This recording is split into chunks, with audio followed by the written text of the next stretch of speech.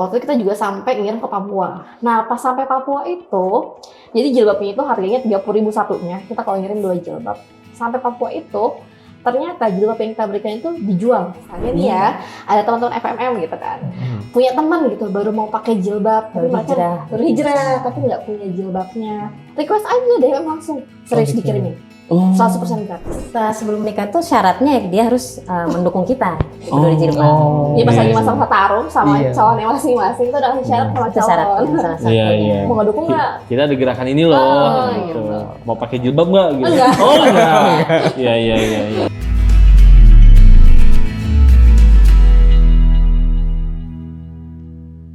Assalamualaikum Mbak Amelia, Mbak Angel. Waalaikumsalam. Wah, terima kasih banyak sudah hadir di podcast Makin Kenalnya FMM nih. Jadi Mbak Amalia sama Mbak Angel ini merupakan co-founder dari komunitas peduli jilbab. Gitu. Jadi kita mulai ngobrol lah seputar. Jadi Mbak Amalia sama Mbak Angel dari komunitas peduli jilbab ini mungkin boleh sedikit cerita kali ya. Komunitas ini itu sejak kapan berdirinya, terus mungkin motivasinya apa gitu. Bismillahirrahmanirrahim. Peduli jilbab sebenarnya aku mau meluruskan sedikit ya. Kita bukan komunitas, tapi gerakan. Berbeda antara komunitas sama gerakan. Komunitas itu kan kita berkumpul di satu tempat, kita menyalurkan hobi atau satu hal yang sama. Tapi kalau gerakan, kita di dalam satu wadah, kita bergerak bersama untuk kebaikan. Makanya kami bisa menyebutnya gerakan sosial peduli jilbab. Gerakan sosial peduli jilbab. Itu sejak bulan Mei 2012. Jadi tahun ini pas 1 dekade. 10 tahun, Masya Allah. Luar biasa. Ini lebih tua daripada FMM. Iya. Iya. Nah, kalau gerakan peduli jilbab ini dulunya tuh pernah awalnya viralnya karena apa tuh, Mbak? Awalnya kan kita gerakan dari Twitter ya. Iya. Dari Twitter akhirnya awalnya kita ngelihat Twitter tuh kok ada bunyi akun yang cuma suara jam. Dulu pernah ada tuh. Dan itu kenapa banyak yang retweet padahal cuma suara jam gitu, ketikan suara jam gitu. Ya udah akhirnya kita kenapa kita nggak bikin akun yang isinya tentang yang bermanfaat gitu, lebih berbobot. Nah, akhirnya karena kita spesialisasi tentang kemuslimahan, ya udah ya kita bikin peduli jilbab. Awalnya kita emang bikin konten-konten gitu, akhirnya kita mention ustadz-ustadz.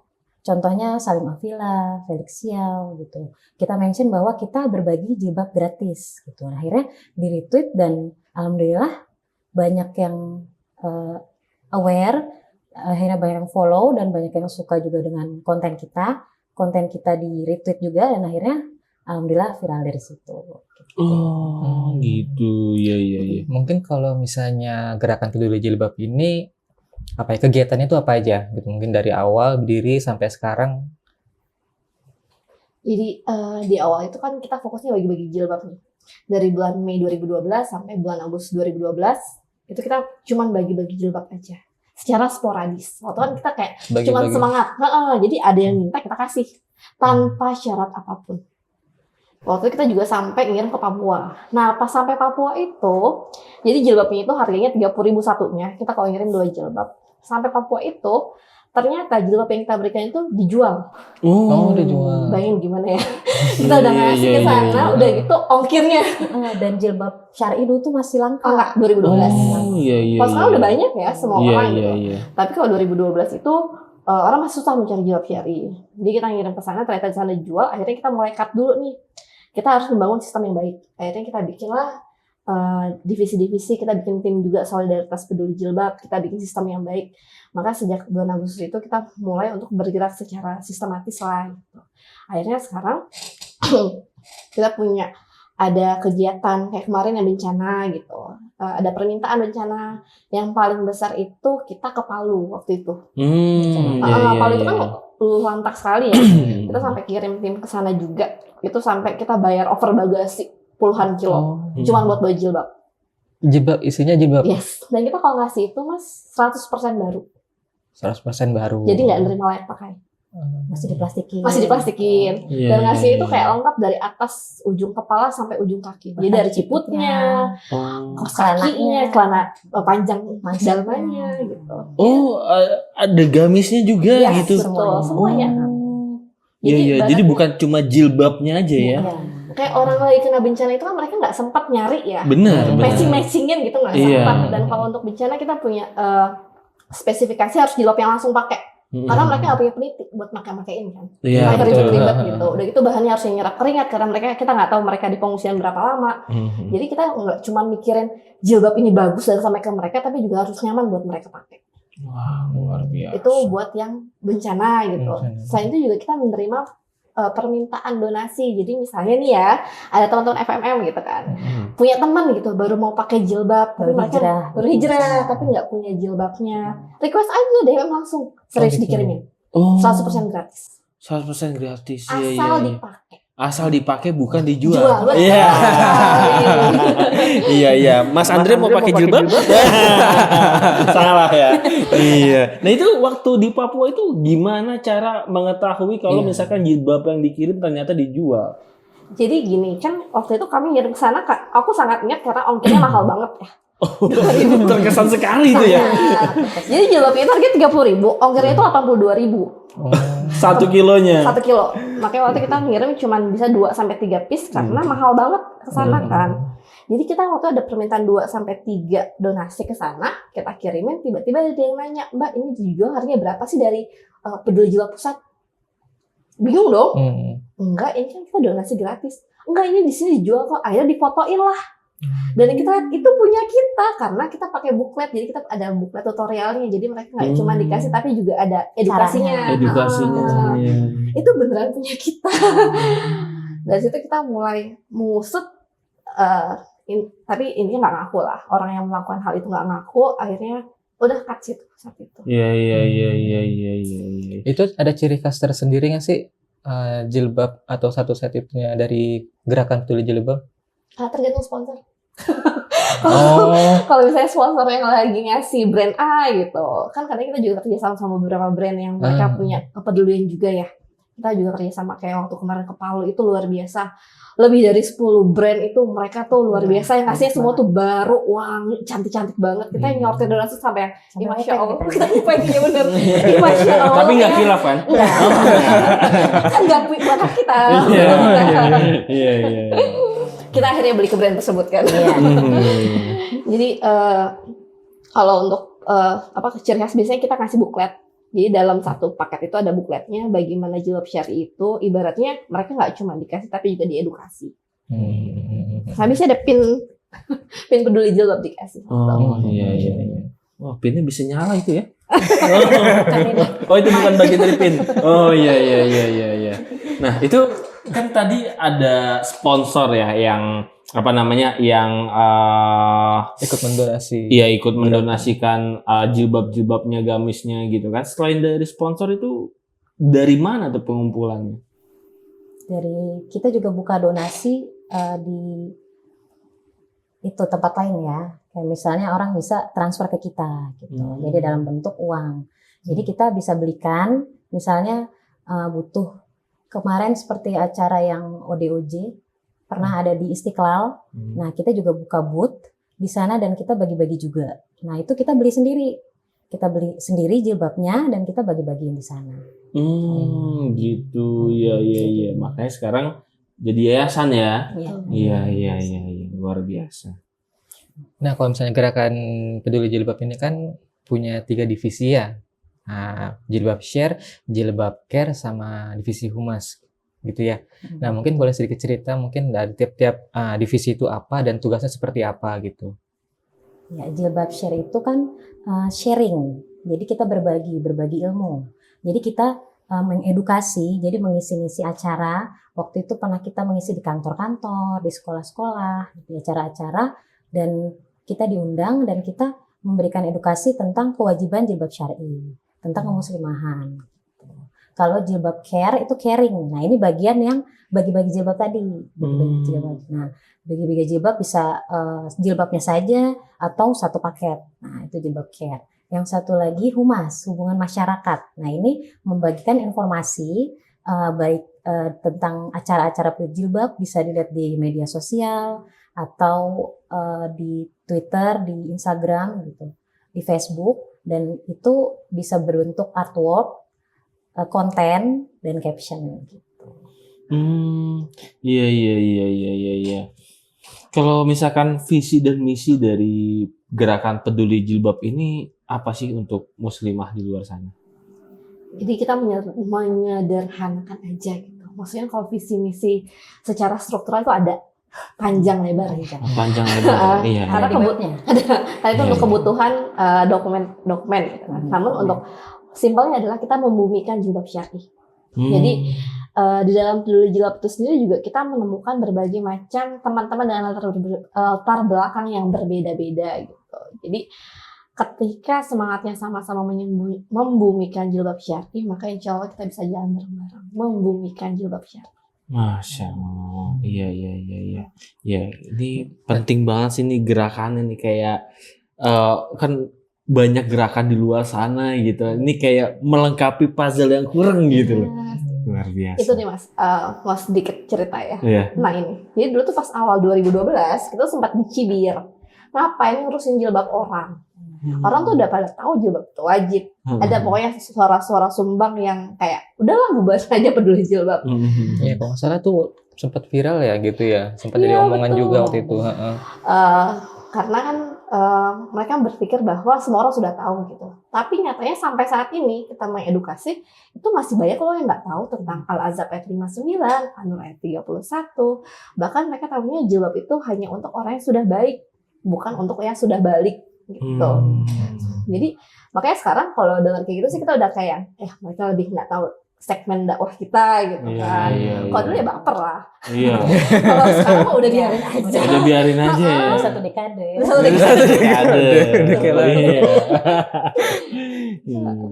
Nah, kalau misalnya sekarang anggota dari gerakan peduli jilbab itu udah berapa? Kurang lebih 153.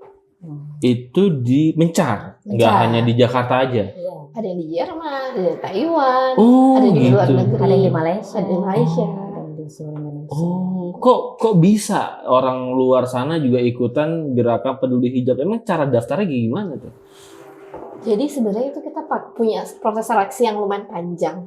Oh, pakai Ada seleksi juga. seleksinya juga. Ada form Jadi gini, pendaftaran. Iya. sebenarnya bukan Biar gak dijualin lagi. Oh, Tapi benar, maksudnya kita perlu kejelasan identitas orang yang mau Iya. bergabung sama kita. Benar, Ibaratnya benar, kita benar, punya kereta nih ya, Iya, punya iya. gerbong, kita sudah buat sedemikian rupa rapih, tiba-tiba ada penyusup kan nggak enak ya. Wah, benar.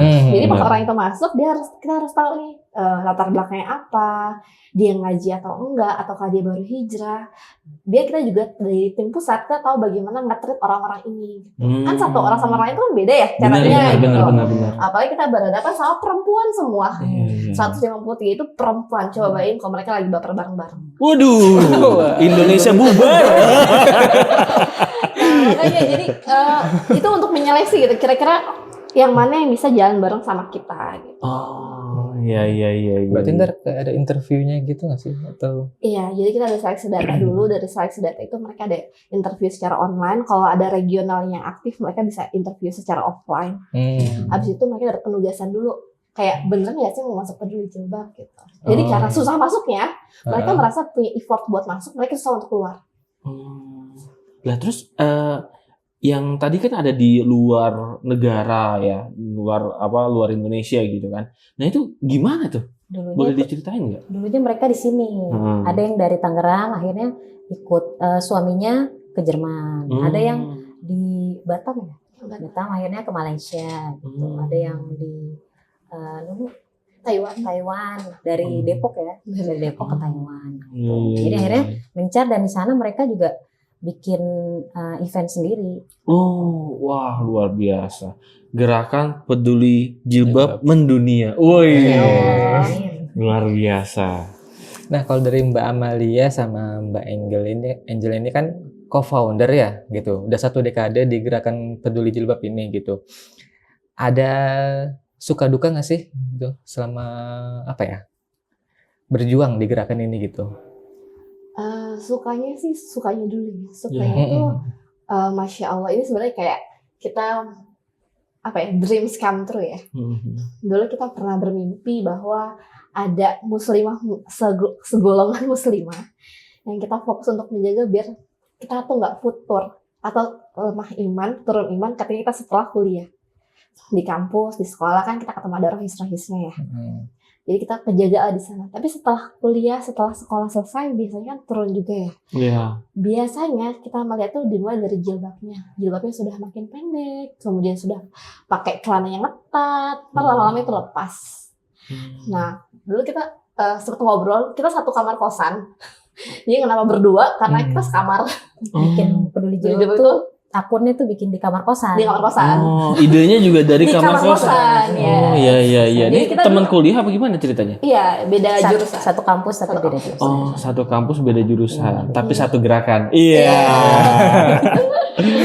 Iya, sukanya sih itu. Jadi kayak akhirnya ada yang bisa memfasilitasi dan kita ketemu sama banyak banget orang di sini ya dengan latar belakang dan mereka masya Allah banget gitu.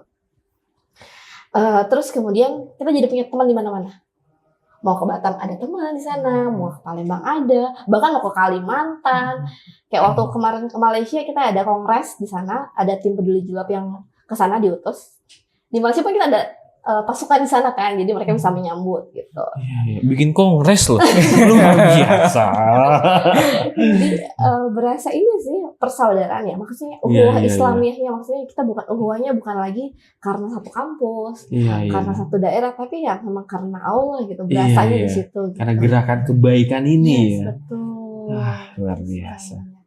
Dukanya sih karena kan kita berhadapan sama manusia ya Mas ya. Iya.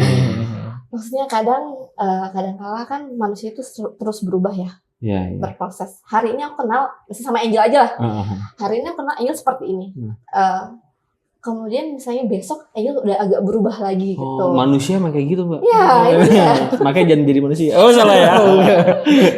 Jadi kayak harus terus berusaha, apalagi selama 10 tahun ini aku belum juga dilengserkan ya dari koordinator pusat gitu. Walaupun sebenarnya tahun lalu udah minta banget dilengserkan, tolong ganti. Oh. Tapi ternyata sama pembinanya, kami ada pembina juga, itu belum boleh.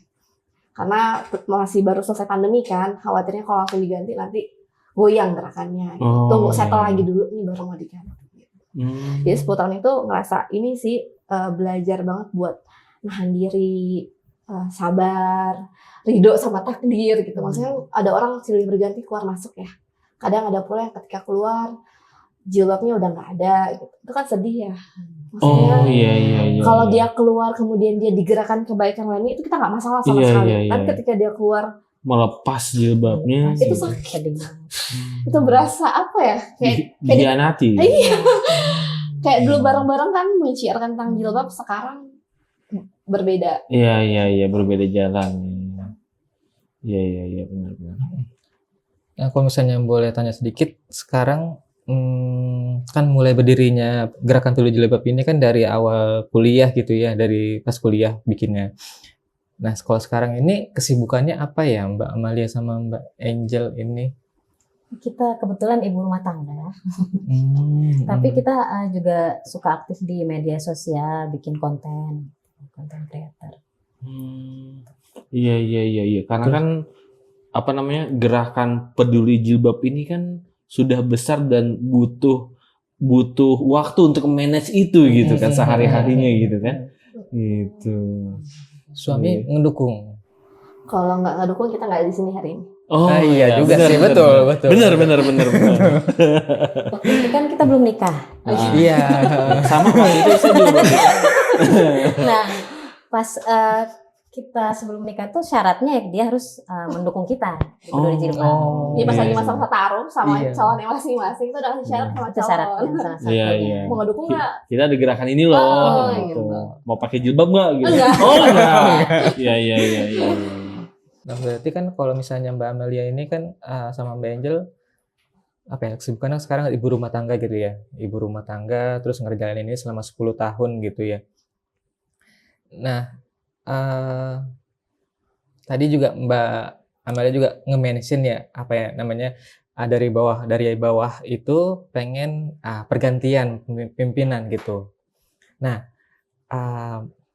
kalau Mbak Amelia sendiri menangkapnya seperti apa gitu? Jadi yang udah 10 tahun megang, terus tiba-tiba ada momen seperti itu, apakah udah siap atau jangan dulu dilepas nih gitu, belum siap gitu atau gimana? Jadi gini, sebenarnya pergantian kepemimpinan itu lebih kepada aku yang pengen diganti sebenarnya. Oh. Karena maksudnya kan 10 tahun itu khawatirnya jumut ya. Bosan gitu. Oh, Udah gitu kan bosan. kita perlu refreshment dari gerakan ini. Ibaratnya kita nggak bisa dakwah di dunia baru dengan cara-cara yang lama. Ya Walaupun betul. kita juga terus upgrade diri gitu. Ibaratnya kita berdua itu cuma orang yang lebih dulu di Peduli Jilbab, bukan yang paling baik. Nah makanya kemarin tuh ketika mengajukan sebenarnya teman-temannya tuh kayak udahlah seumur hidup aja ke Amal gitu. Enggak. Justru gitu. Karena dia nih calon karena kan saya koordinator pusat, beliau sekjennya gitu kan. Biasanya sekjen yang naik kan jadi ketua ketika Iya. koordinator pusatnya turun gitu Iya. kan. Nah beliau bilang enggak mau, kita jadi pembina aja sama-sama di atas, nggak bisa. Tapi sebenarnya udah ada nama-nama sih yang kita bidik buat jadi ketua selanjutnya itu sudah ada gitu. Jadi dari sekarang pun sudah ada kayak masalah apa ya, kaderisasi lah. Jadi setelah kita nih bisa jadi juga kan kayak beberapa teman kita sudah mendahului kita ya. Kayak ada yang kena COVID wafat, ada juga yang sakit berat kemarin setahun yang lalu itu bendahara umum kami wafat. Itu pukulan berat ya buat kita ya, ketika COVID, banyak yang kena COVID, banyak yang ujian dan kawan-kawan, tiba-tiba kami tinggal oleh bendahara umum kami gitu kan. Ya ibaratnya itu pasti terjadi ya. Pergantian itu. Akhirnya kami memikirkan pergantian ini secara serius. Tapi ya memang secara ADART kita digantinya baru 2024 ya. Jadi harus bersama. Barengan berarti ya? Ini qadarullah gitu barengan. Tidak disengaja ya. Bukan bagian dari ya. Jangan mancing-mancing. Jangan mancing-mancing ya.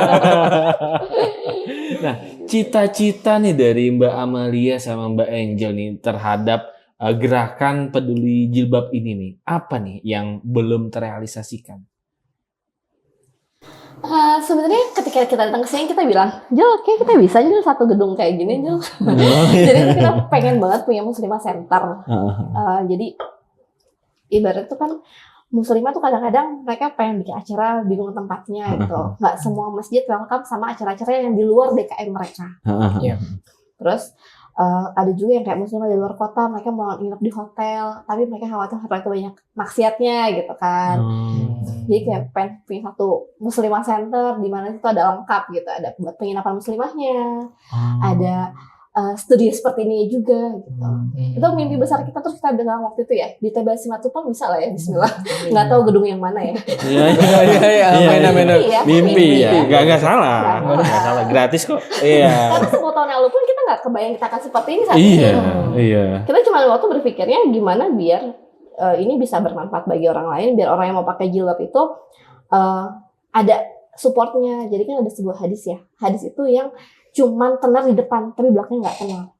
Yang tentang para kaum wanita yang haid itu diminta untuk tetap keluar rumah, datang ke lapangan ketika sholat id. Pernah dengar di situ kan? Iya. Tapi belakangnya itu ada lagi tambahannya. Apa tuh? Jadi ada seorang sahabiah yang nanya sama Rasulullah, ya Rasulullah, bagaimana kalau ada di antara kami, maksudnya para sahabiah itu, yang nggak keluar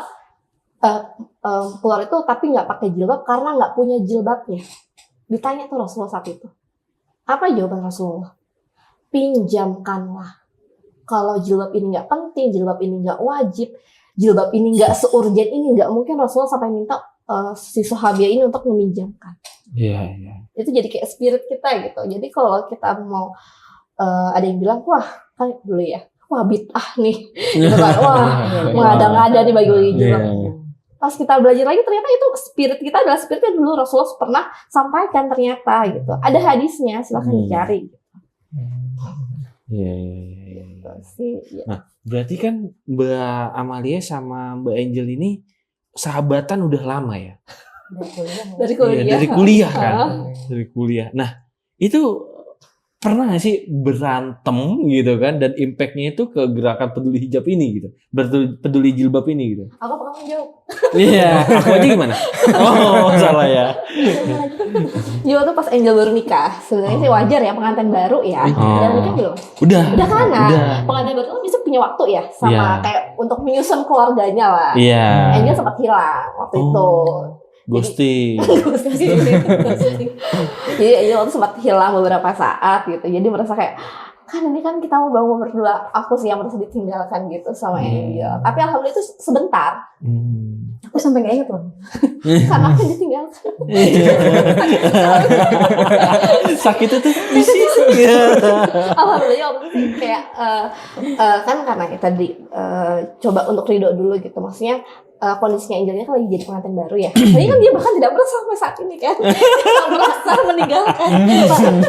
Karena waktu kondisinya kita ngasih uzur sama beliau lagi pengantin baru. Beliau butuh waktu untuk menyusun itu gitu. Jadi waktu itu fokusnya udahlah kita gerak sampai bisa gerak dulu aja gitu. Tapi itu sih selebihnya kita mah sering gontok-gontokan juga, biasa aja perempuan sama perempuan. Ya, terus udah itu lupa. Kayak ini lupa. Iya makanya lupa. Bisa aja. Iya. Biasanya kan setahu saya tuh wanita kan gontoknya tuh kayak nggak hilang-hilang gitu kan. Ya, Kalau kita langsung hilang. makanya bisa 1 dekade. Saya tipenya itu, saya tuh tukang ngegas, dia ngeremnya. Oh. Jadi Iya. ngelengkapin banget gitu. Iya. Jadi misalnya saya udah mulai ngegas banget, dia yang kayak lebih rasionalnya gitu. Oh, iya. Kelihatan kan? Kelihatan kok. Gitu. Kalau misalnya pesan dari Mbak Amalia sama Mbak Angel nih buat para muslimah di luar sana, biar semangat terus buat menjaga jilbabnya gitu. Gimana? Jadi gini, kita tinggal di Indonesia ya, itu sebuah privilege. Kita tuh sering ngerasa bahwa jilbab itu adalah pilihan, padahal jilbab itu adalah kewajiban gitu. Kita hidup di Indonesia di mana jilbab itu kita bisa pakai dimanapun yang kita mau. Kita ke sekolah pakai jilbab pun biasa aja. Bahkan sekolah-sekolah sekarang banyak yang hari Jumatnya itu wajib pakai jilbab gitu kan.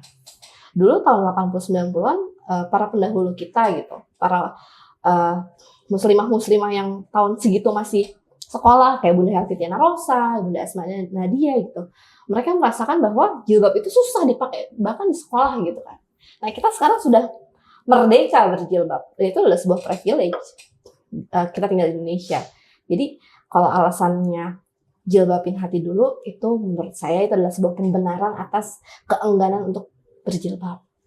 Dan jangan sampai ya, nauzubillah min dzalik gitu kan. Orang itu kan dikatakan sombong ketika dia pertama itu menolak kebenaran. Betul. Kan kita tahu kebenaran datangnya dari Allah. Betul. Kita tahu Al-Quran itu absolut kebenarannya. Betul. Dan kita tahu ada surat Al-Ahzab ayat 59 itu juga absolut. Iya. Semua Quran kita sama isinya. Nggak ada yang beda-beda. Menolak kebenaran. Paham kan? Iya. Itu sudah ada suratnya, sudah ada ayatnya, sudah sangat amat jelas kata jilbab ada di situ. Nah, kalau sekarang kita ngerasa jilbab itu malah wajib, berarti jangan sampai ternyata itu adalah sebuah kesombongan dalam diri kita. Kesombongan karena kita nggak mau belajar. Kesombongan karena kita merasa sudah tahu, ataupun kesombongan karena termakan fitnahnya orang-orang yang menghembuskan syubhat-syubhat tentang jilbab. Kayak lebih baik jilbabin hati dulu dibanding jilbabin fisik gitu kan. Padahal perintah jilbab hati itu nggak ada.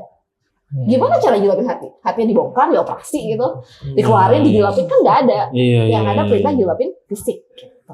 Karena hati itu jangan dijilbabin, nanti hidayah nggak bisa masuk. Waduh, benar. Gimana? Ya, jadi sama seperti Amal, kita harus tahu bahwa jilbab itu ada dasarnya, dan itu kita harus tahu nggak cuma dari Google gitu. Kita harus tahu dari sumber yang benar. Nah, kita harus tahu yang benar yang mana gitu, yang sahih yang mana gitu. Nah, ketika kita udah tahu yang sahih adalah yang wajib. Nah, insya Allah dari situ udah mulai deh, kita nih udah tahu nih kebenaran nih. Nah kan kalau hati kita udah tahu kebenaran dan kalau hati kita lurus, insya Allah kita terus lurus pengen cari tahu, dan insya Allah hidayah dari Allah tuh masuk gitu. Dan kita dapat dukungan dari Allah, dan apapun jalan kita untuk berjilbab insya Allah dilancarkan oleh Allah. Misalnya ada alasan gerah, pusing pakai ciput lah macam-macam gitu. Nah padahal itu kita tinggal pilih aja gitu. Kalau misalnya tentang gerah, kita pilih aja bahan yang pas untuk kita. Kalau misalnya insya Allah kita udah terbiasa, lama-lama kita jadi istiqomah. Dan dari istiqomah itu kita nggak cuma sendiri. Kalau kita berjalan sendirian kita akan oleng. Kita butuh orang-orang yang sefrekuensi, yang bisa mengingatkan kita. Oh, berarti emang harus cari lingkungannya juga gitu ya. Betul. Benar. Iya. Mbak, tadi kan ada isu-isu tentang gerakan ini bid'ah gitu kan. Ngapain bagi-bagi jilbab kurang kerjaan gitu kan. Ada nggak sih hal-hal yang dilakukan dari gerakan peduli jilbab ini untuk untuk klarifikasi atau counter isu itu gitu, isu negatif itu? Jadi sekarang itu kita lagi ada project baru. Project kan, jadi kita nggak bisa balas konten dengan komen. Oke. Iya nggak? Setuju nggak? Ada konten-konten yang kurang benar. Kalau kita cuma bahas pakai komen, itu selesai gitu aja. Kita ngebahas konten dengan konten. Nah, kita sekarang di Peduli Jilbab ini lagi bangun sebuah squad, namanya PJ Squad, Peduli Jilbab Squad. Itu tim Peduli Jilbab yang mereka sanggup untuk di-challenge satu reels 1 pekan. Oh gitu. Kenapa reels? Karena Instagram itu kan attachment-nya kalau reels itu yang non-follower lebih banyak ya. Betul, jangkauannya lebih luas ya. Yes, gitu. Makanya jadi kita punya sekarang ada PJ Squad, ada 30 orang. Jadi dalam seminggu itu ada 30 konten baru. Konten itu tentang setiap minggu itu beda-beda temanya. Kayak minggu ini temanya tentang ibu gitu kan. Jadi kita bagaimana mengisi sosial media kita dengan kebaikan. Kan kalau kita mikir ya Mas ya, amalan kita terbatas, dosa kita banyak, waktu kita terbatas. Gimana cara kita meng-scale up amalan kita? Sosial media salah satu jawabannya. Kenapa? Kita diem aja nih di sini. Bahkan kalau kita tidur, ada orang yang lihat sosial media kita, mereka terinspirasi sama postingan kita, kemudian mereka ikut apa yang kita ajak di situ. Unta merah. Nah itu maksudnya, kayak bagaimana cara kita meng-scale up kebaikan-kebaikan ini. Kayak ini kan FMM gitu kan, dengan seperti ini gitu. Kalaupun saya sudah wafat, Angel sudah wafat, tapi acara hari ini masih ada yang nonton gitu, kemudian mereka mendapatkan manfaat dari sini, itu terus ngalir jadi amal jariah. Jadi kayak warisan apa sih yang pengen kita tinggalin setelah kita meninggal gitu. Itu sih yang lagi kita kejar saat ini gitu. Jadi bukan cuma lagi target follower, bukan lagi target donasi, bukan lagi target itu, tapi bagaimana agar kebaikan ini lebih banyak tersebar di masyarakat. Nah, terima kasih banyak Mbak Amalia, Mbak Angel udah datang ke podcastnya FMM Makin Kenal. Semoga istiqomah selalu, gerakannya makin mendunia, gitu kan, gitu. Dan juga semoga gedungnya tercapai Amin, ya. ya Allah. Amin. Oke, terima kasih teman-teman semuanya yang sudah menonton podcast Makin Kenal. Jangan lupa subscribe channel YouTube Filmmaker Muslim, like, share, dan komen. Dan buat teman-teman yang ingin merekomendasikan narasumber yang inspirasi, boleh share di komen ya. Oke, terima kasih. Sekian dari kami semuanya. Assalamualaikum warahmatullahi wabarakatuh. Waalaikumsalam warahmatullahi wabarakatuh. Terima kasih banyak. Sama-sama. Terima kasih.